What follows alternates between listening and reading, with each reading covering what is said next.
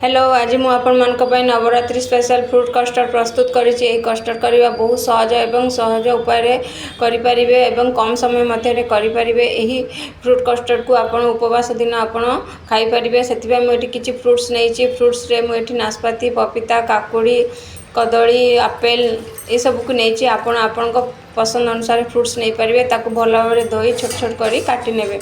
वर्तमान आम कस्टर्ड प्रस्तुत करने गोटे पात्र में मुझे हाफ लिटर क्षीर नहीं जाइए।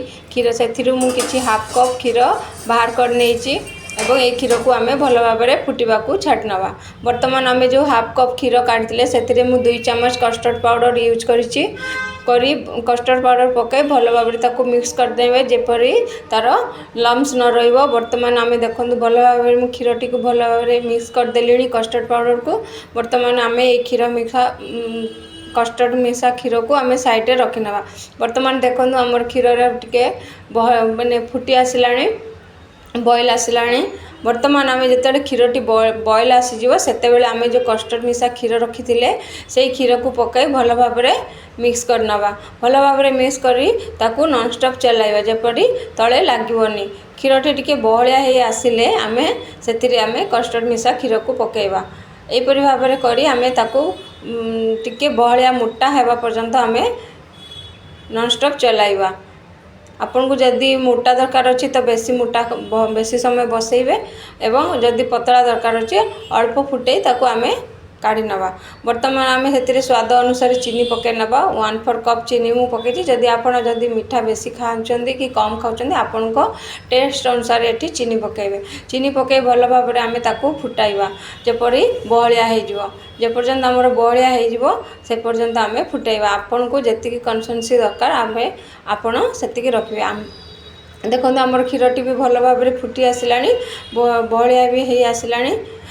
ये क्षीरटी जो ठंडा हो टे मोटा हो से मध्यम धरणर आम मोटा पतला रखा। वर्तमान आमर क्षीरटी भी भल भाव फुटी आसला। वर्तमान आम एतिकी कन्सिस्टेंसी रखी नवा कहीं ये आम क्षीरटी जो ठंडा हो टे बहलिया आसीज।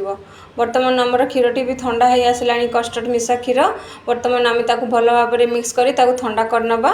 ठंडा करने आम जो काटी रखी फ्रूट्स आपण सब फ्रूट्स को गुआवा, पपीता, कदली, सपुरी, आपेल ये सब पकईवा। शेष आम एथिरे किछि डाळिंब मझी ऐड करवा। आपण को पसंद अनुसार एठी फ्रूट्स को यूज करेंगे। ये सब पकाई भल भाव मिक्स करने मिक्स करने से आम किसी डाळिंब मंजी ऐड करवा।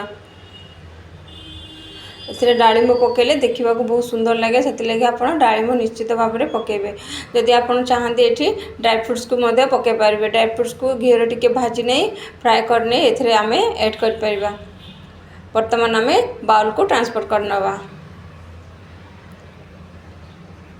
वर्तमान आमर प्रस्तुत हो गला फ्रूट कस्टर्ड। या ऊपर आम टे सजाइवाई डाळिंबर मंजी टे पकई नवा। वर्तमान आमर प्रस्तुत हो गला फ्रूट कस्टर्ड। यही कस्टर्ड को आपण मैंने उपवास दिन बहुत सहज उपाय करी आपण खाई पारिबे। वर्तमान आमर प्रस्तुत हो गला फ्रूट कस्टर्ड। Bye bye.